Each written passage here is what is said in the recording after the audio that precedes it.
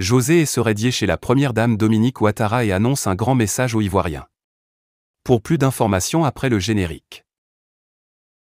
Avant de commencer, n'oubliez pas de vous abonner et d'activer la cloche de notification car cela va vous permettre de ne plus manquer à nos prochaines vidéos. C'est parti!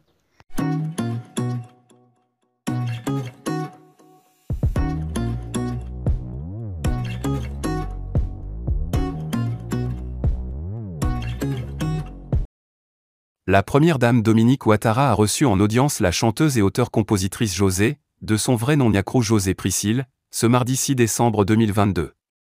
La rencontre s'est déroulée au cabinet de la première dame à Cocody, en présence également de l'ancien capitaine de l'équipe nationale de football, Seredier. L'artiste-compositrice a souhaité rencontrer la première dame afin de lui témoigner sa gratitude à la suite de son soutien lors de son concert-événement. Aussi, elle a profité du cadre de cette rencontre pour l'inviter au concert qu'elle organise le 17 décembre prochain sur les bords de la lagune Ébrié. L'objet de ma visite était d'abord de dire merci à la première dame parce que nous avons bénéficié de son soutien lors du concert de l'année. Malheureusement, nous n'avons pas pu venir la rencontrer car son emploi du temps ne nous l'a pas permis. Alors nous avons profité de notre visite aujourd'hui, pour lui dire merci pour son soutien, mais aussi pour tout ce qu'elle fait pour la musique ivoirienne.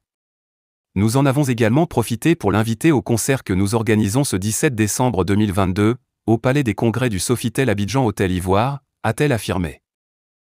Notons que Niacrou José Priscille, communément appelée José, est une chanteuse et auteure-compositrice ivoirienne, abordant un style musical entre le coupé-décalé, l'afro-zouk, le R&B contemporain, la musique soul et l'afro-dance.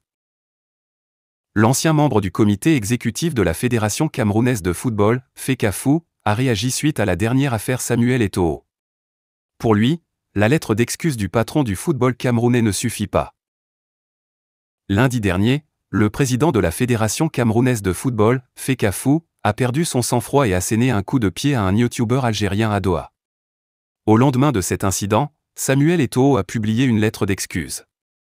Un geste qui ne semble pas suffisant selon certains observateurs au rang desquels, l'ancien membre du comité exécutif de la FECAFOO, Guibaï Gatama.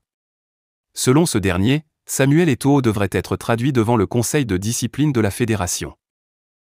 L'ancien sélectionneur du Cameroun, Claude Leroy estime que la violence dont a fait usage Samuel Eto'o fils n'est pas excusable.